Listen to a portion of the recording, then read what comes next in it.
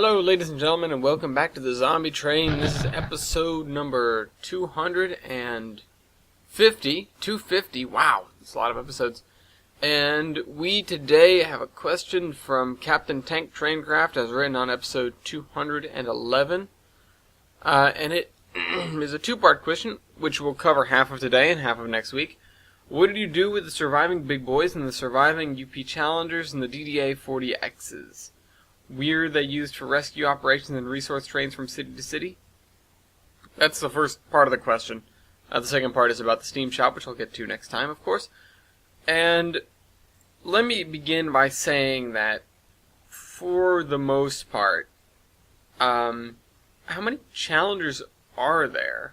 I'm not familiar with them. I know there are a bunch of the big boys that were lying around that we made use of, but by the time that we were getting these big engines, I was a little bit out of the way in terms of acquisitions, so they didn't all go through me. I didn't know about all of them. The one I did know about in particular was the one at Steamtown, which was in particularly bad shape because it's so far from its home turf. It made a long journey, but really it had just never been tended to that well. You know, the stuff at Steamtown, especially the stuff outside, was pretty worse for wear, but the big boy especially so. And on top of that, the biggest problem was it was damn near impossible to even consider getting that thing out of there.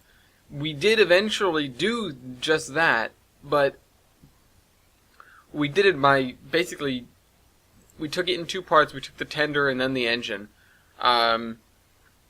When we could finally get the engine to move, the tender was a little bit less of a piece of work, but we did a lot of that work there, and that was after we'd done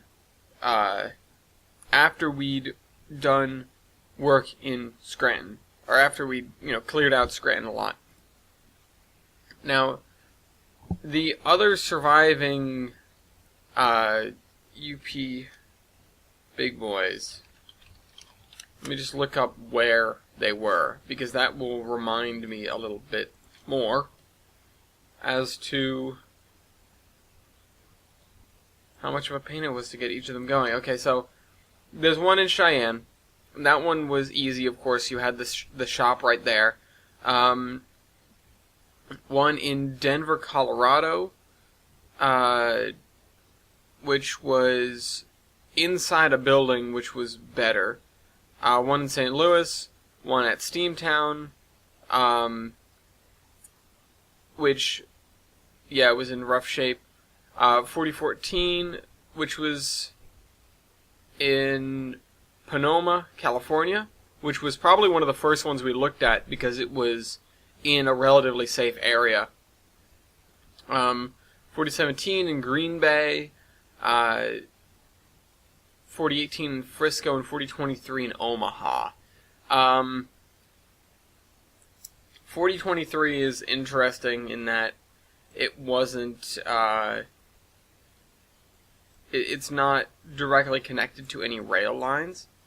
There is a rail line there, but it's not on top of it. It's not at a museum, it's just sitting in a park. And that was one of the last ones we considered, just because getting it to move was its own problem.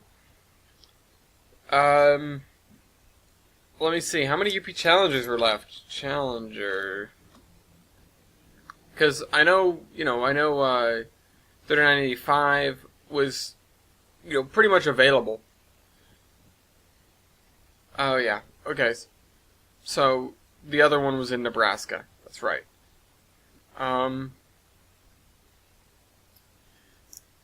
Yeah, the one that was in Nebraska, I think we kind of ignored for a while until we decided that we really needed it.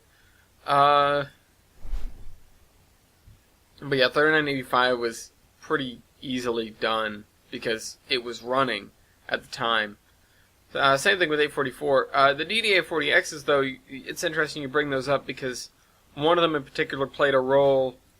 It was nicknamed Annex, and it was used by the Bandit Guardians as almost like a war train, which ended up going toe-to-toe with Beta Rail, or rather Beta Rail ended up going toe-to-toe with them because they were investigating for the Army what was going on with a large number of these transcontinental routes, which were getting damaged or destroyed and were preventing us from running trains cross-country easily.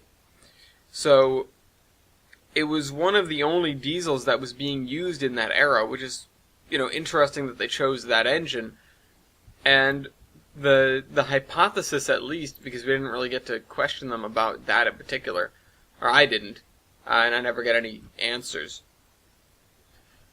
I'm not sure anybody cared that much, is because it's two engines in one, and if one of the engine units breaks down, you can salvage it for, to keep the other one running. It's effectively taking two engines with you when you really only need one, and for fuel efficiency's sake, I think they may have even figured out how to jerry-rig it to only run one of the two engines at a time. And they could swap to the other one if something went wrong, or if it was overheating, or, whatever. These are the hypotheses that the Zombie Train Incorporated had when we realized what they were using a DDA-40X for. The use of the larger engines, though, the use of the big boys and the two Challengers, the first 3985, because it already ran, was basically used for a lot of ferry moves and a lot of heavy lifting duties. Mostly for munitions and troop trains from the West Coast inward very early on. And then as we got the other large locomotives available, well, the Challengers actually still maintained that position, both of them, when we had the second one. But I think that's just because the Army liked them. They really weren't necessarily the best things to do it. They were kind of big for the job at hand. But we had one Challenger, and they really liked us using the Challenger, and I really didn't want to, tell them off and take it back because I didn't want them upset at us. And honestly, Challengers were just big pieces of work. Same thing with the big boys, but the big boys were almost worth it in the case of very long, heavy draggers, or particularly long, heavy express freights. We didn't use them for passenger trains really at all, but sometimes you'd tag a passenger car or two on there. The problem is they weren't, as far as I know, they weren't wired up for, or they weren't set up for steam heat at all. Which was a problem, but it really didn't matter because sometimes you'd tack the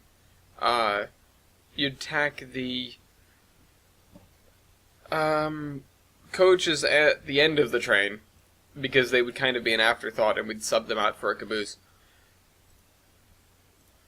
Having somebody at the end of the train was useful, but the fact of the matter was it didn't really matter if it was one person or 20 people, and when we had the ability to use a caboose instead of a coach, we would almost always go with that, because a coach can be used for evacuations, or it can be used for troops, or it can be used as a big boxcar if all else fails. Whereas, a caboose is very limited in what you can put in it. Caboose has the advantage of being able to have a high point to look over the train, just in case something goes wrong, which, obviously that's the advantage of a caboose. I don't really need to emphasize that. I'm sure you guys already know that, but when you're back in what feels like the Wild West, it's important to have something where you can look over the train from a single location. But, what else do you expect these big engines are going to be used for? They're used for long, heavy trains, they're used for supply trains, they're used for situations where you have to get a lot of stuff through very quickly, and there aren't too many of those situations. There are only munitions to, contingents of soldiers that are going to be running into problems, and food, I guess, is the other big one. And, even then that can be something that's being transported to soldiers, but it is a good point, because when we boxed off areas, very fertile areas in California and stuff like that, then we were able to produce lots of food. And you need to get that food to places that are not able to produce as much, especially if you're moving in several thousand soldiers, for the sake of fighting the zombies. And that's where these guys really came in. Now, the problem with them, obviously, the obvious problem, and the reason why the one at Steamtown was so much of a pain, is because we did not necessarily always have trackage that could support these engines.